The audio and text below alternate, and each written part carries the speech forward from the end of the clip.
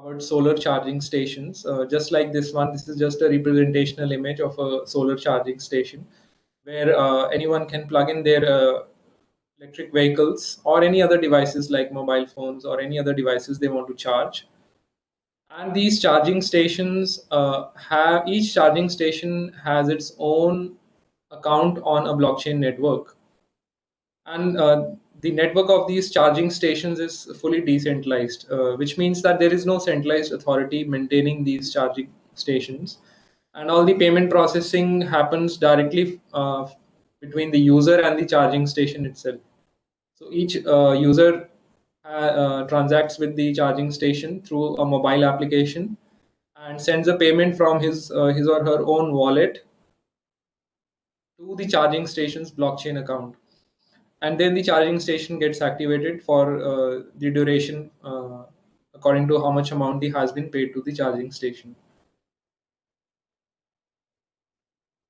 So for this case study, we will create our own virtual currency called Solar Coins. So Solar Coins is just a virtual currency which we'll create, and any user can purchase Solar Coins by paying in the Ether cryptocurrency, which is native cryptocurrency specific to the Ethereum network. And then users can send transactions to the charging stations from a mobile application and also through a decentralized application, web-based decentralized application. So I'll be showing two interfaces, one using a mobile application and other using a web-based decentralized application. And next, once a user sends a transaction to the charging station, it gets validated and processed on the Ethereum blockchain, and then the charging station gets activated. So there is an IoT device which is connected to the charging station, which continuously checks for the status of any payments which are made to the charging station. And whenever a payment is made, the charging station gets activated for a particular duration and then automatically gets deactivated. So this is the architecture of the solar charging station. So what we have here is we have a blockchain network on which the smart contract for solar charging stations is deployed. So we have one smart contract through which we can manage multiple charging stations and users. So users have to register with the smart contract and make payment in the form of ethers to get their own solar coins, and then they can use the solar coins to make payments to the charging stations to activate the charging stations. And each charging station has its own account which is managed through this smart contract, and we define a particular rate for each charging station. So how much solar coins have to be paid to activate each charging station for let's say 1 minute.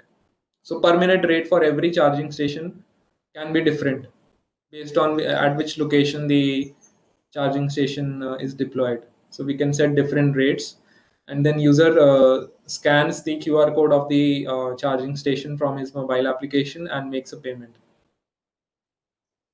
So we have a blockchain network, and I will demonstrate two types of networks. I will demonstrate a public Ethereum network and also a private network. So let's say we don't want to use a public Ethereum network, and we just want to create our own private network only for the purpose of this case study, or only for the purpose of these charging stations. Then we can set up our own private network as well. So the process, the steps here is firstly a user, which who is also the owner of the contract, he deploys a smart contract on the blockchain, and this smart contract, the solar charging stations smart contract, it manages all the user registrations and setting up all the accounts for the charging stations and defining the rate of each charging station. And then the contract owner adds stations to the contracts. So we send transactions to the contract by providing details of each charging station, where the charging station is deployed, the location of the charging station, a unique ID specific to the charging station, how much rate per minute the charging station has, and other details are provided. And then user adds each charging station to the contract. And then other users can register with the smart contract associated with the charging stations. So anyone who wants to activate a charging station, they can register with the smart contract, or they can directly use a mobile application, which is much more user friendly. And then users purchase solar coins by paying in ether to the smart contract through a mobile application, and then send transactions to charging stations by paying in solar coins. So each user approaches a charging station, scans the QR code from mobile application, makes a payment in solar coins, and when the charging station gets activated, the user can connect the electric vehicle or any other device they want to charge. And then we have an IoT device which is continuously monitoring the status of the smart contract associated with the charging station. And once there is a payment, new payment, which is processed specific to the charging station, the IoT device activates the charging station. So this is a representation of the smart contract. So what we have here is we have a user who is the owner of the smart contract, and user sends a contract creation transaction from the user's externally owned account. So to deploy the contract, user uses his externally owned account, deploys the contract on the blockchain network, and then once the contract is deployed, all the other users also send transactions to the contract, register themselves with the contract, and then pay to the contract by sending certain value. And then we have the IoT device which checks for the balance associated with the device, and if there is any payment, new payment being made, the device gets activated. So these are the various entities involved in the representation of the smart contract. We have state variables, functions, modifiers, events within the smart contract. So I'll be going through the implementation details of the smart contract. And this is just a representation of this charging station, all the components involved. So I've implemented this charging station using a solar panel, a relay which is connected to the solar panel, and then we have a BeagleBone Black, or we can use Raspberry Pi. Any single board computer device can be used.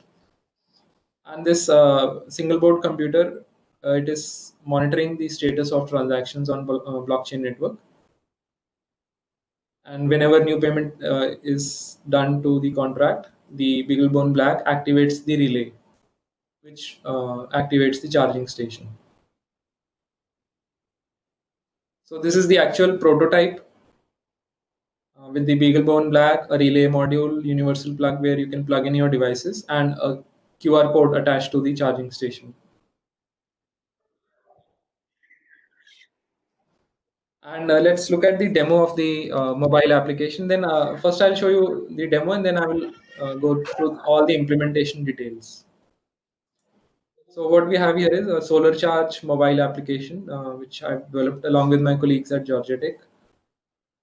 So user logs into the application.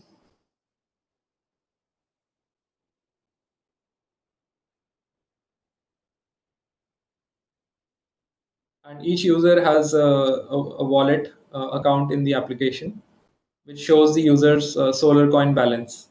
So now, as you can see, this is showing the user's solar coin balance. So user's name, email, blockchain address, the amount the user has paid, and the solar coin balance is shown. Next, if a user wants to charge any device, user scans a QR code, or either scans a QR code or enters the address of the charging station manually. So each charging station has a unique ID, which can be entered manually, or you can scan a QR code. So let's say a user scans the QR code.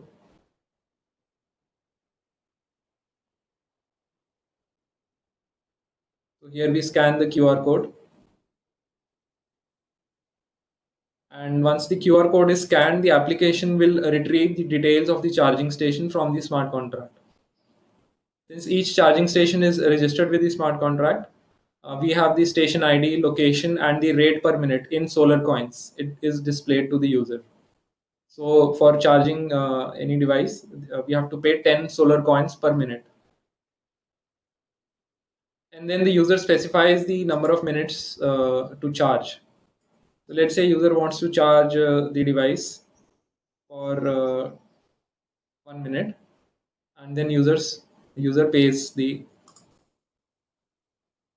charging station. So it shows it will charge user 10 Solar Coins and then confirms the transaction. So after the user confirms the transaction, it is sent to the blockchain network. It is processed and mined on the network. So this part of the demo, it shows the mobile application. Now let's look at the demo of the actual device.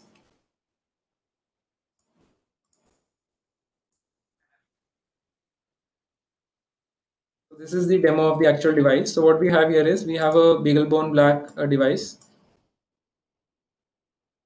a relay module, universal plug. It is monitoring the status of contract. Now, once a user makes a payment, see that this got activated. The relay module got activated and the connected plug got activated. Now, user can plug in the device and charge it. So it will remain active for a certain duration, and now it got deactivated.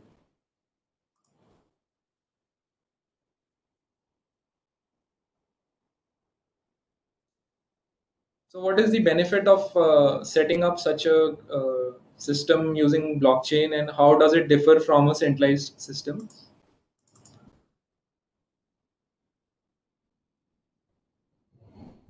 So, this system differs from any centralized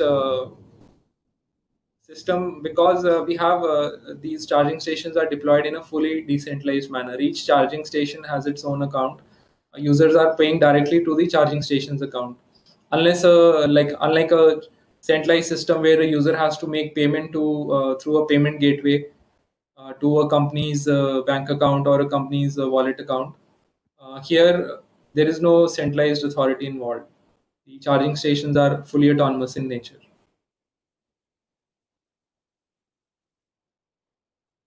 So we look at some implementation details. So before that, I would like to discuss one more important aspect of blockchain network types. So as we see here, there are two dimensions. The blockchain networks either they can be permissioned or permissionless, or they can on the other dimension we have public and private. So we can have various possibilities of blockchain networks. We can have private permission networks, private permissionless networks, public permission and public permissionless networks. So what does that mean? A private permission network is the network in which only the members of a particular group or a consortium they can join and validate the transaction. So it is private to a closed group. So let's say your organization or college or university sets up a private permission network, and only the faculty and students are allowed to join. So that is a private permission network.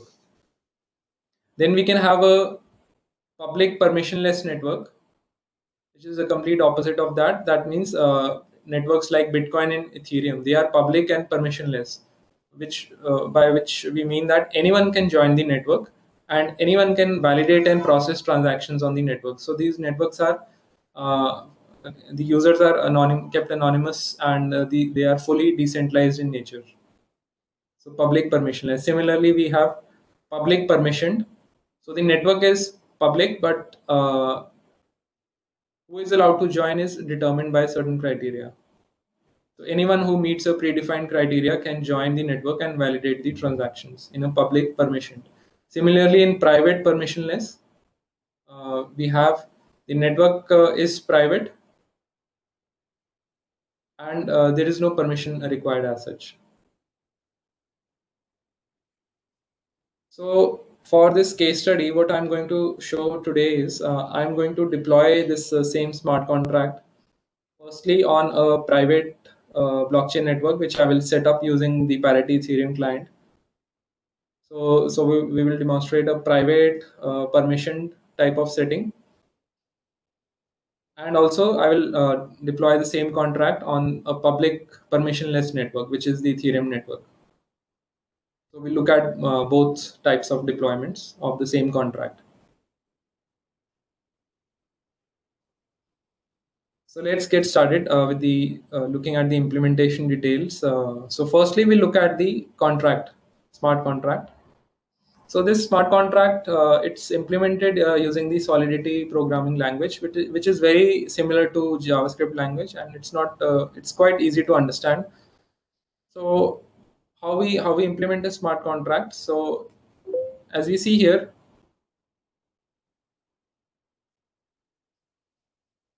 we have a contract. We provide a name to the contract. So we call this solar charger contract, and we have two structures. So one struct is maintaining records of users. So we maintain record of user name, the address of the user, the amount paid by the user, and the balance of user in terms of solar coins. So all these items are maintained within one user structure. And then we maintain a mapping from the user's email address to the user structure. So if we provide the email address of the user as the input, which is a byte 32 field, then we can retrieve the user's structure. Similarly, we have a struct for station, the charging station, where we define the rate, which is an integer, location, the balance of the charging station, when it was last activated, and the last activation duration. So how much duration the station remained active. And then again, we have a mapping from the station ID to the structure of stations. So by providing a station ID, you can retrieve the struct specific to a particular station. Then we have some other public variables within the contract. For example, the owner of the contract. Who is the owner? We record the address. Number of users who have registered with the contract. Number of stations which are registered with the contract, and the coin rate. So coin rate is the solar coin rate. So how many ether you have to pay to get one solar coin. So this is configurable. So now when the smart contract is deployed, we have a constructor for the smart contract, which is this, it has the same name as the smart contract. So we have the solar charger contract, and then we have a function by the same name, solar charger. And in this constructor, we provide, so when a user is deploying this smart contract, this function will be executed. So what a user has to provide certain input variables which are required by the constructor. So in this case, the constructor is not using any input variables. So all the uh, initialization variables, they are hard coded in the contract itself. But you can actually make it more configurable. You can ask the coin rate to be provided at the time of deploying the contract. So the user who sends the transaction to deploy the contract becomes the owner of the contract, and there is a special variable within Solidity called the message. MSG is a special variable which has records of, for example, who is sending the contract. So message.sender returns the address of the person who sent the transaction. So when a user is deploying the transaction, message.sender will return the address of the person who is sending the transaction, and he becomes the owner of the contract.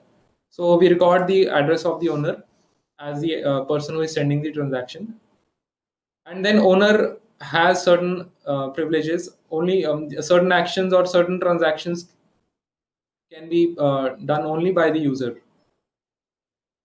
So we restrict access to certain functions to only the user of the contract, or the only the owner of the contract. Now we have number of functions. Let's say we have a function to register a new user. So how a user can register with the contract? They can provide their email address as input and their name, and then we create a new structure, user type user, and record the address of the user, which is the message.sender. So any user who is sending a transaction to register user function of the smart contract, their address will be can be retrieved from this message.sender variable, and then we record the address within the user structure.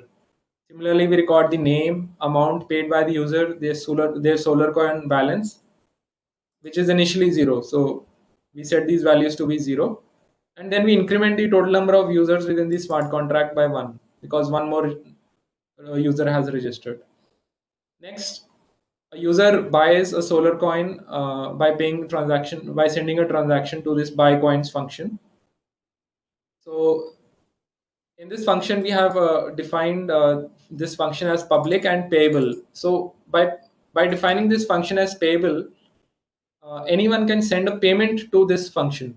So when you send a transaction to any smart contract or any specific function of a smart contract, you have to provide certain input variables, and additionally you can also send a value with the transaction in terms of the native cryptocurrency like ether. So by making this function payable, I can actually send ether to this particular function buy coins. So what happens if the user, so in this function I check whether the user account exists, and if there is no user account for this existing for this sender of this transaction, then I revert this transaction. So then this transaction gets nullified and the amount is refunded. Whereas if the user account exists, then I update the value of the total amount paid by the user in the user's structure, and also update the solar coin balance. So how many solar coin a user gets? The solar coin is the message dot value. So message, as I said, it's a special variable. Using message dot sender, you can get the address of the person sending the transaction. Message dot value returns the value which is sent along with the transaction, which is in terms of ether. So message dot value into my multiplied by my coin rate. So coin rate I defined initially, which is this rate. So that many solar coins are added to the user's balance. Similarly, we have other functions. We have function for adding a station. The owner of the contract can register new stations with the contract by providing the unique ID specific to the station, the rate, and the location. So again, we record those fields within the station's structure. And in this function, we see we are initially checking whether the message dot sender is not equal to owner. So if any other person is sending this transaction, then we revert it, because we want only the owner of the contract to add new stations. So like this, we can establish role-based access control by checking who is sending the transaction. So either only the owner is allowed to send this transaction, or only a close group of users may be allowed. Then we have a function to activate the station. How do we activate a station? A user sends a transaction to the activate station function by providing the email address, the ID of the user, the ID of the station, which has to be activated, and the duration. So these input variables are provided by a user by sending a transaction. And then in this function, we deduct that many amount of solar coins based on how much duration the uh, station has to be activated. We subtract the coins required, which is the rate of the station into the duration. So these are the coins required. And then we subtract the coins required from the user's balance and change the status of the station to activated. So when it was last activated is updated. So now is again a special variable. So if you specify now, it will return you this timestamp, current Unix timestamp. So like that, we make a payment to the station and activate the station. Then we have function for retrieving state of the station. It just you provide an ID, station ID. It will return you whether the station is active or not.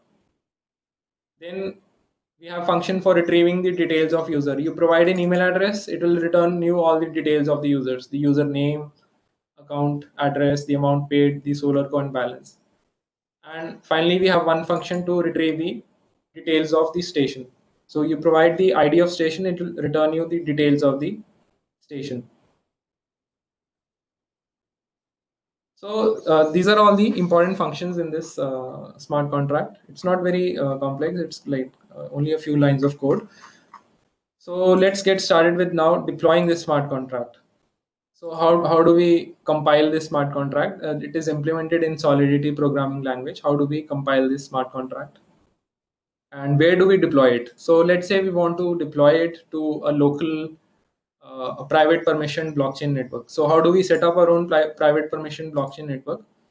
So we have a private Ethereum. We have an Ethereum client called Parity. So the Parity Ethereum client is there, and you can install Parity on your local machine, local laptop or desktop. And so these are in the instructions available. It's like you can set it up on your local machine, and then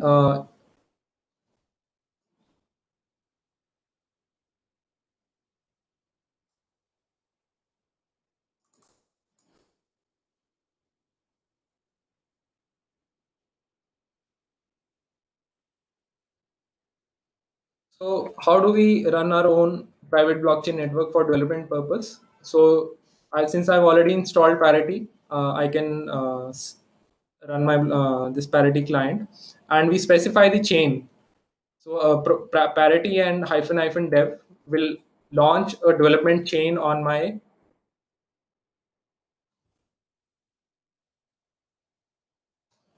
Parity hyphen chain, and then name of the chain, which is the development chain. So this runs a private development chain in which only my local machine is the participant. So this is a one node private development chain which I have created. And now I can deploy contracts to this chain and test my smart contract. So along with the name of the chain, there are some other parameters you have to provide because we want to enable access to the external applications. So, for example, some JSON, the RPC, and the process origin resource sharing settings have to be provided.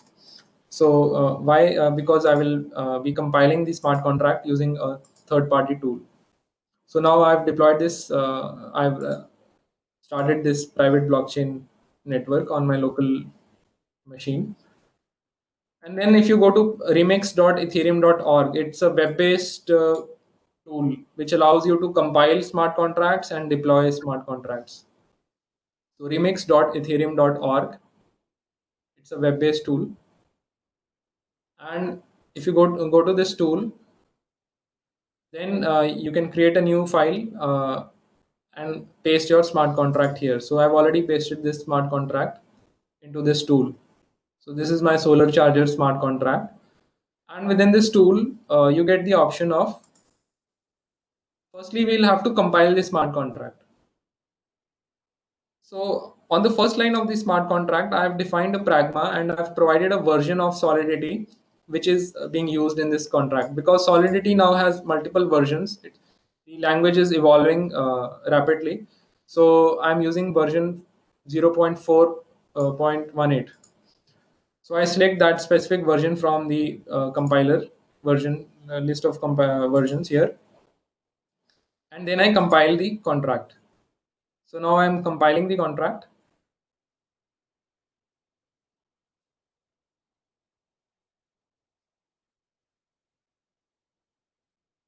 Okay, so this contract is now compiled. It gave me some warnings which are okay. Like these are like some security vulnerabilities it may have detected. So those can be fixed because I have made most of the functions as public. So by making a function as public, anyone can send a transaction. So it's giving me some warnings, but there are no errors. So it's fine. So now the compilation part is done. So what does compilation part gives me? It when you compile a Solidity contract, it will return you the it will return you two things. It will return you the abstract binary interface, which is the ABI. So I can copy the ABI here, and if I paste it, you will see this. This is the binary interface, the abstract binary interface.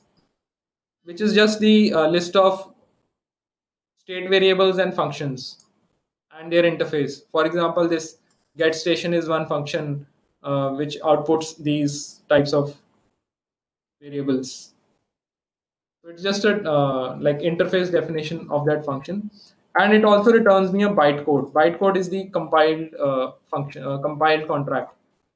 So this is the binary bytecode. So using the bytecode and the API, I can instantiate the function. So and then deploy this function.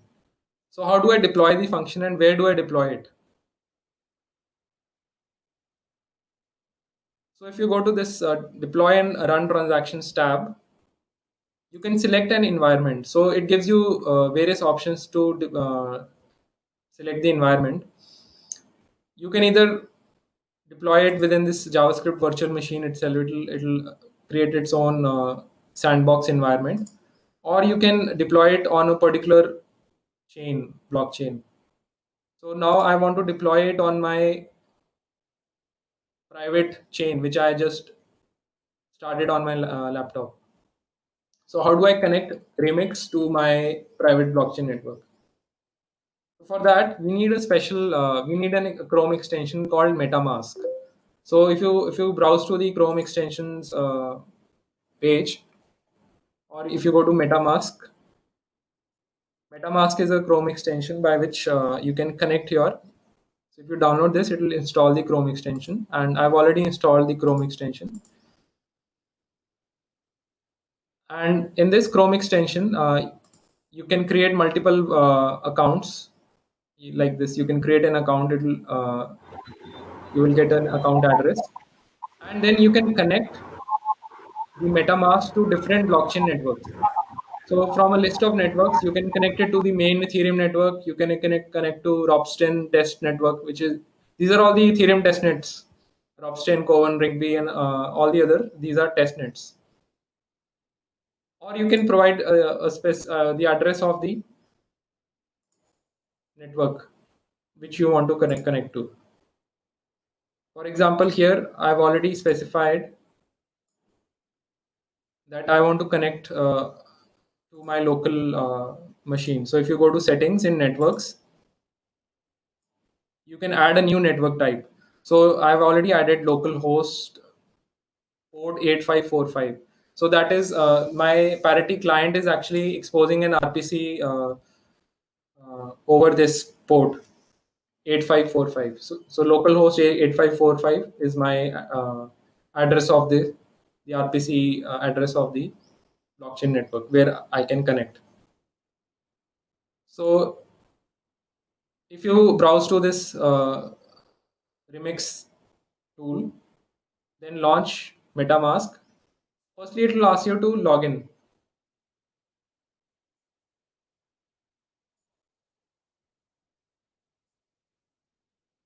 So you will have to log in. Once you set up MetaMask, it will ask you to sign up and log in, and then it will return you a number of accounts which are there on the blockchain network. So by default, there is one development account in this Parity development chain, and this development account has a huge balance. This balance doesn't mean anything. It's just a virtual ether. They don't have any real value because you are running it on your own laptop. So this virtual currency doesn't have any real value. It's only for development purpose. So now let's say I want to deploy the contract from this development account. How do I deploy this? If you go to the deploy and run transactions tab and select the option as injected Web3. So this MetaMask will inject its own Web3 specific to the local network. So it's basically connecting your Remix tool to the local blockchain network, and then you select click on the deploy button, and then confirm the transaction. So now it says transaction is confirmed, and at the bottom you can see it shows me some details. It shows me the transaction hash, from which account the transaction was sent, and the other details. And then in the list of deployed contracts, you get this solar charger contract. You can see this contract has now been deployed. So this is the address of my contract. It has been deployed. And then I get a list of functions which I can send transactions to. So every smart contract will have a different functions, and this returns me a list of functions. So firstly, let's say I want to register an. Firstly, I will have to register a station. So how do I add a station to my contract? I provide a station ID. I specify a certain rate per minute and any location, and then send a transaction. So this transaction has to be sent from the same account who has deployed the contract. The owner can deploy this. So I confirm this, and then it says transaction is confirmed. So if I browse to my console, I can see you can see the transaction mined. So I sent two transactions. Firstly, to deploy the contract, so transaction has been mined, and secondly, to add a new station. So again, this transaction has been mined. So both these transactions have been mined. So what I have done till now, I have added a new station. So I can check whether my station has been added using the get station function. So you provide the station ID, and you press the call button. It will return you the details. So it returns me the rate, location, and the coin balance when it was last activated and last duration. So my station has now been registered. So next step is any user who wants to interact with the station, they can first register with the contract. So let's say I have a user provides an email address and a name, and the user can then transact. So I will select a different account here in MetaMask because I want to add a new user, and I will select a different account. So now I will send a transaction from another account, and I will confirm this.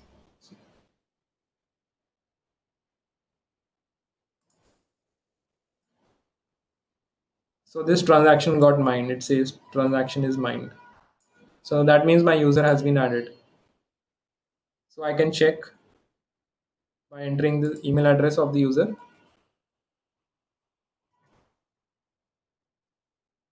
So I can see the name of the user, the user's address, amount the user has paid, and the solar coin balance. So like this, you can interact with any smart contract using this interface. Now, let's say I want to pay to this smart contract and purchase solar coins. So how do I pay to this contract? So you specify the value here. So let's say I want to pay 0 0.1 ether,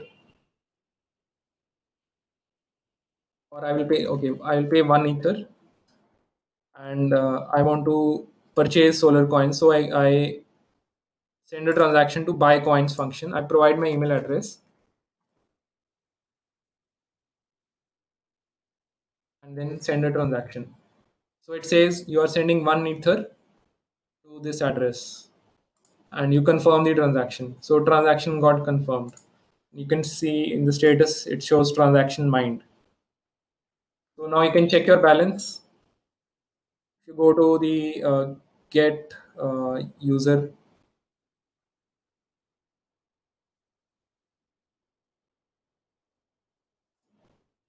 if you go to this users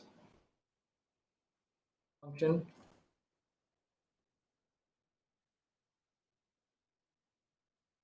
you can provide the email address. It will return you your details.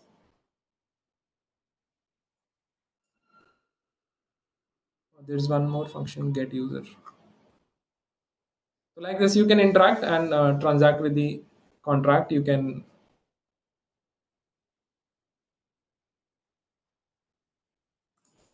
yeah. So this function get user, it returns you the amount paid. So I've paid 1 ether.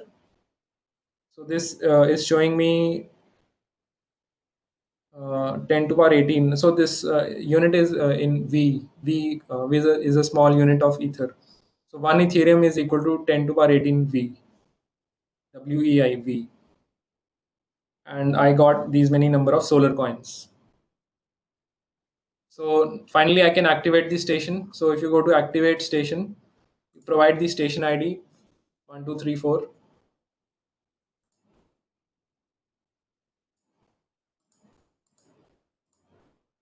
Provide your email address, the station ID, and the duration. I want to activate it for 10 minutes. Then you send a transaction, and this transaction is sent and mined, and then you can check the status of the station.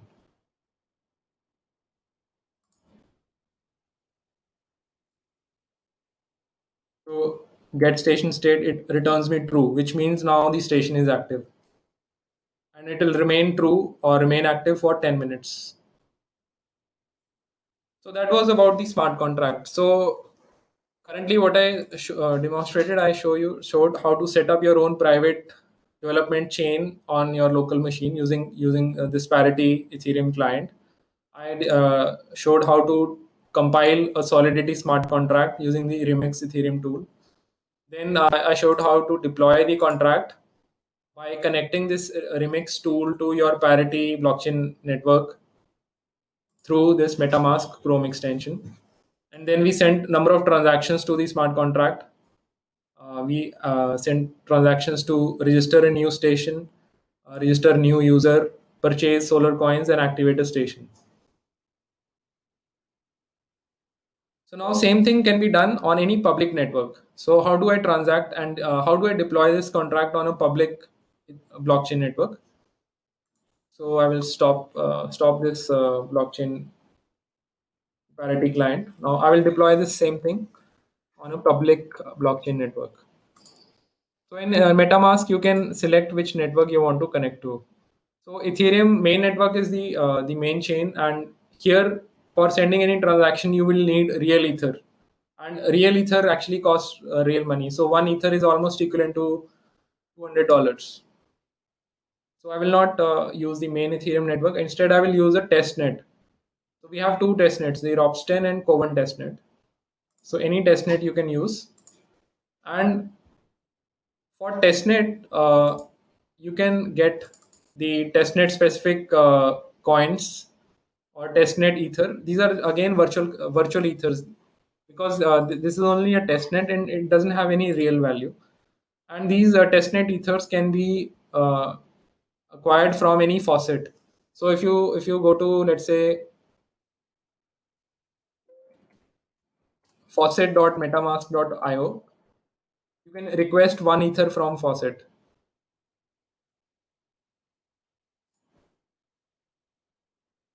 So I just requested 1 ether from my faucet and it has sent 1 ether to my address, current address.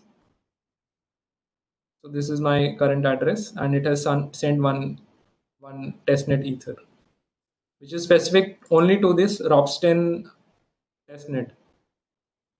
So you can find many other faucets are available. So faucet is just a DApp which allow you to get virtual ethers specific to the testnets.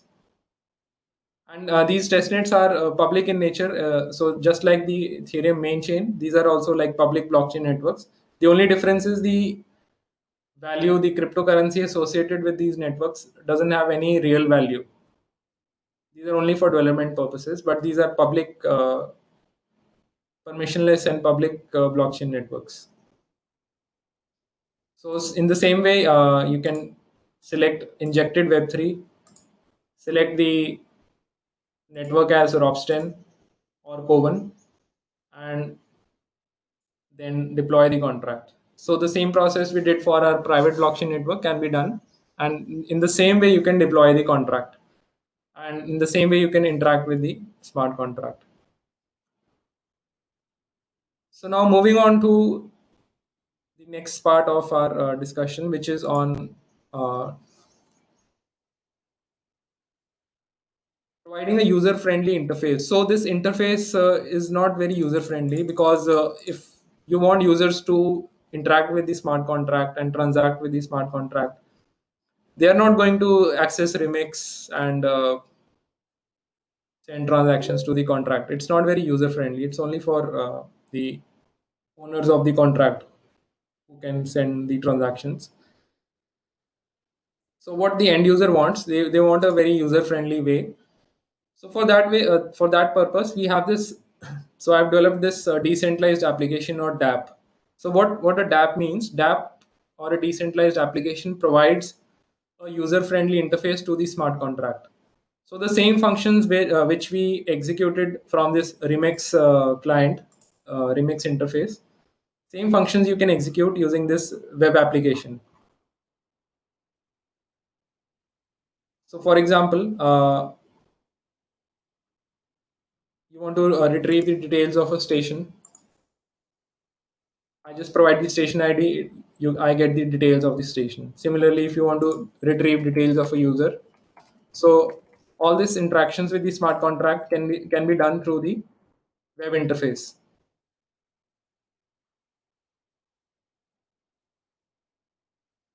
So what is a DApp and how it is developed? So DApp is basically just a web interface to the contract, and it's developed using HTML and JavaScript. So this is the HTML source code of the DApp, and this source code is actually available on my GitHub repository. So I will share you the link of my GitHub repository. So entire source code is available there. You can explore this later on. So we have an HTML page in which we have defined the various functions and input boxes, and all the functions are there and how what inputs have to be provided to each function. And then we have an associated JavaScript file. Within the JavaScript file, we provide the address of the contract where it is deployed. So this my smart contract is deployed on this address, and I provide the interface definition, that which is my ABI, the abstract binary interface, which I got when I deployed the when I compiled the contract. I got this ABI interface, and then I have functions for interacting with the contract. So these are JavaScript functions which will send transaction from your web interface to the blockchain network. So how does this web application connects to the blockchain network? That's through the Web3 JavaScript API, and this MetaMask extension acts as a bridge between your web interface, which is deployed on any web server, and your blockchain network. So that blockchain network can either be your private network or any other public permissionless network.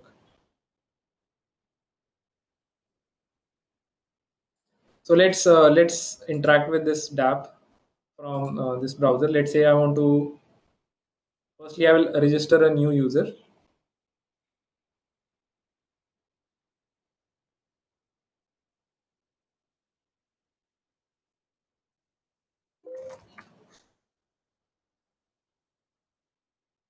So if so it asks me the account, and I confirm the transaction. And after a while, you can see this. This would be this transaction would be confirmed. So you can see the status of the transaction on EtherScan. So EtherScan is a tool where you can see all the transactions on any public Ethereum networks.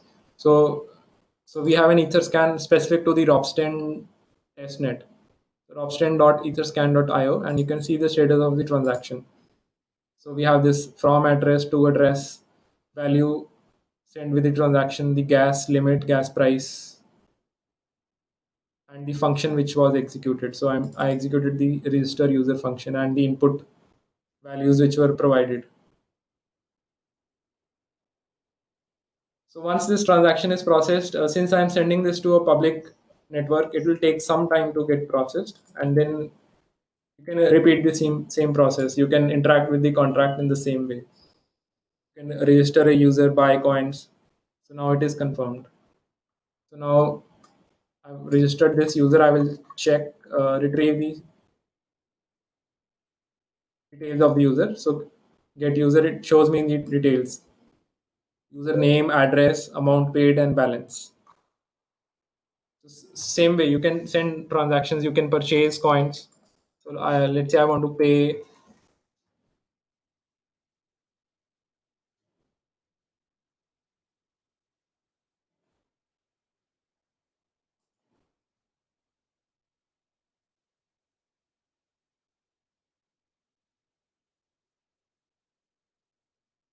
So I specified this value in V unit, which is 1 ether is equal to 10 to power 18 V. So I provided a value 10 to power 17,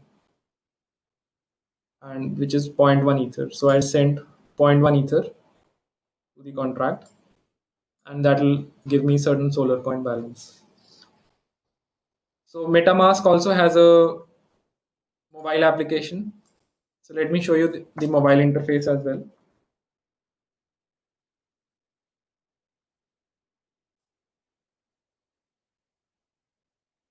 So this is my mobile screen, and let me. If you go to the MetaMask Android application,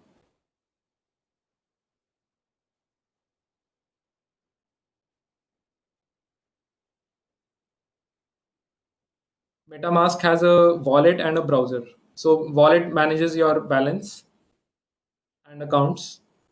If you go to wallet, it shows my balance in Ether on the Ropsten testnet. So this value doesn't have any real. It doesn't have any real value. This Ether is just a virtual Ether. You can select which network you want to connect to.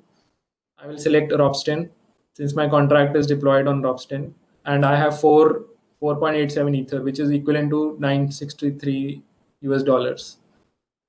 Just a virtual currency. It's not having real value as such. Then I go to browser, and you provide enter the address of your DApp, so where your DApp is deployed. So I've deployed it on one web server, and you will see the same interface which you saw from the browser. You can interact with this. Let's say I want to activate this station.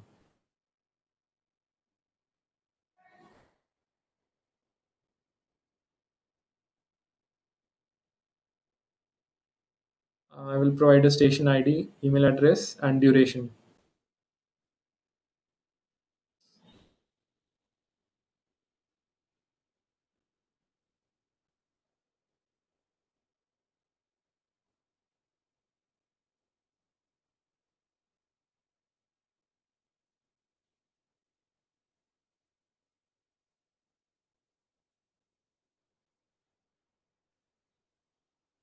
So it asks me to confirm the transaction. I will confirm the transaction.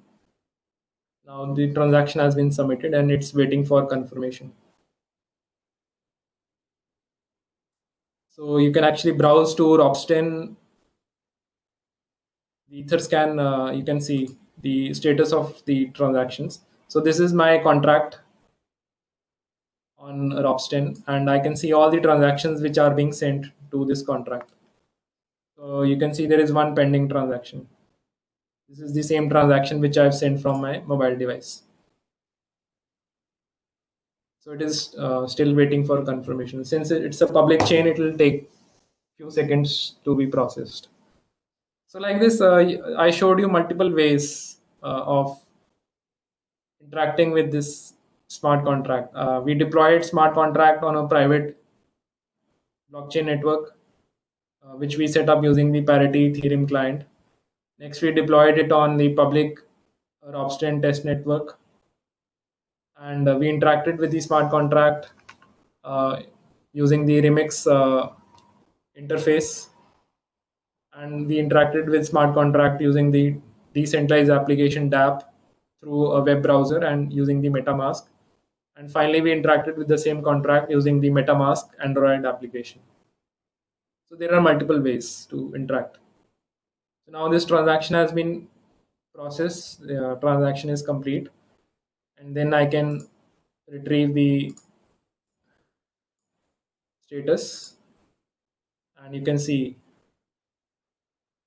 This station is now active. The last active duration is 1 minute, and this is the Unix timestamp when it was last activated. And station has its own balance, and this is the rate per minute. So this station has 22,000 solar coins, which have been paid to this station till now.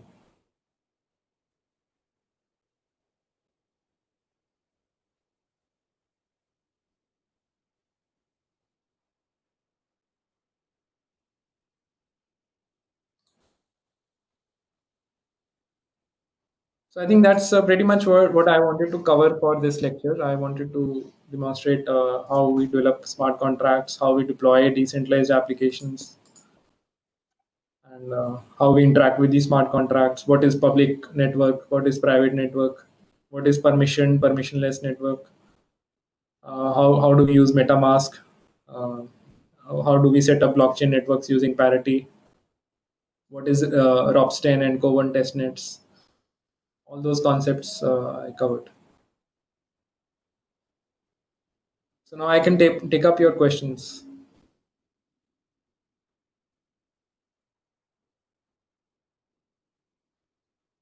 And this source code for this case study is actually it's available on my GitHub repository. So if you go to github.com/arshdeep and then so I've actually made available the entire source code of all the examples in my blockchain applications book. So there are like this solar charging station was just one case study. So my book has like lot many other case studies are covered, and all the source code of all the examples are available freely.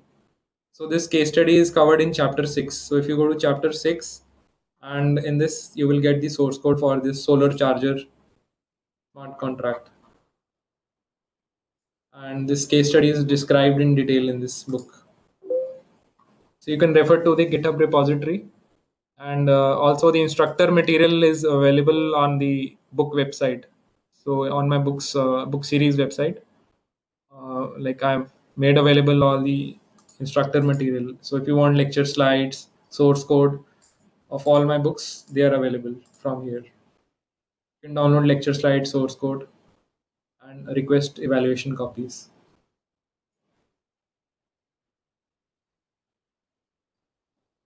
Okay, so now I can take up your questions.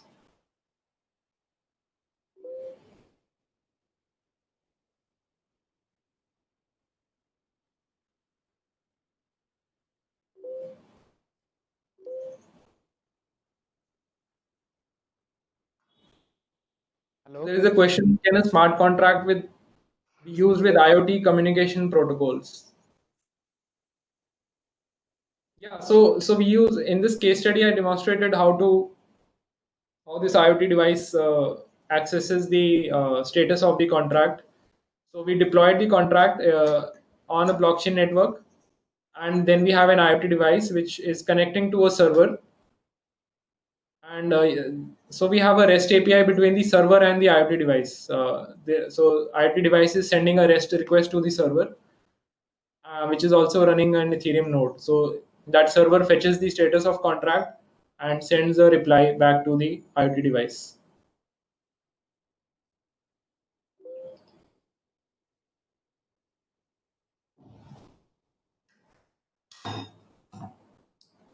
So source code of my examples of blockchain applications book is available on GitHub, but soft copy as such is not available. The You can purchase the paperback copy from Amazon, but soft copy is not released as such. So there is a question of how is the value of ether decided. So that's a good question. How do we decide value of ether? So we have various cryptocurrencies like Bitcoin, Ether, and which are traded in the market. And if you go to this coin market cap, you can see what is the current value of Bitcoin and Ether. So current value of Ether is now $197. It's currently being traded. So just like you trade stock, so we have trading exchanges for these cryptocurrencies, and their value keeps on changing every second based on their demand and supply. So if more number of users are deploying their contracts on Ethereum, and Ethereum network is being used by many decentralized applications. The demand for Ether will go up, and accordingly, the price for Ethereum, the Ether currency, will go up. So that's how the price is decided. And we have like thousands of other cryptocurrencies and blockchain networks. And Bitcoin, Ethereum are one of the most popular two networks.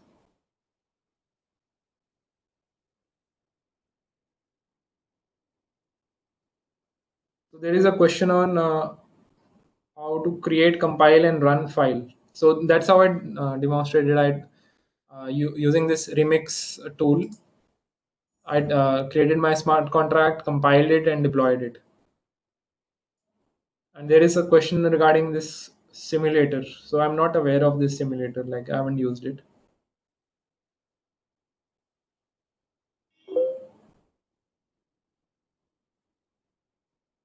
So example of IoT and blockchain in healthcare applications.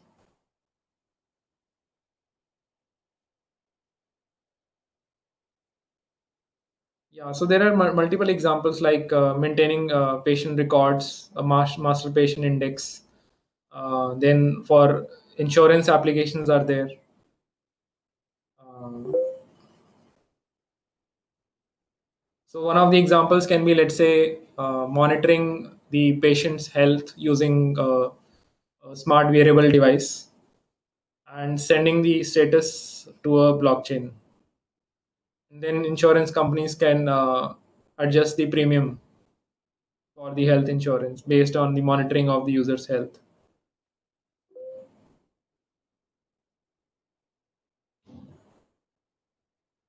Can blockchain Ethereum connect with any IoT related simulator? So it doesn't connect as such, like you will have to build your own connector or bridges. So you will have to implement your own REST APIs or create your own bridge. So for this case study, I created my own connector. I wrote my own REST APIs.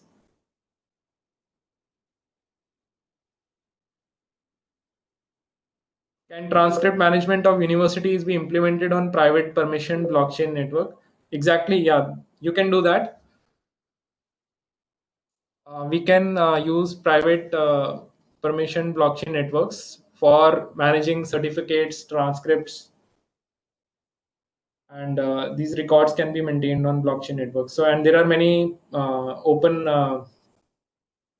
projects. One specific project is from MIT, which is the BlockCerts project for issuing transcripts over the blockchain.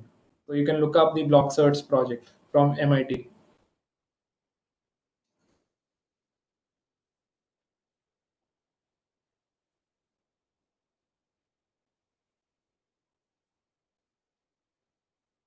So there is a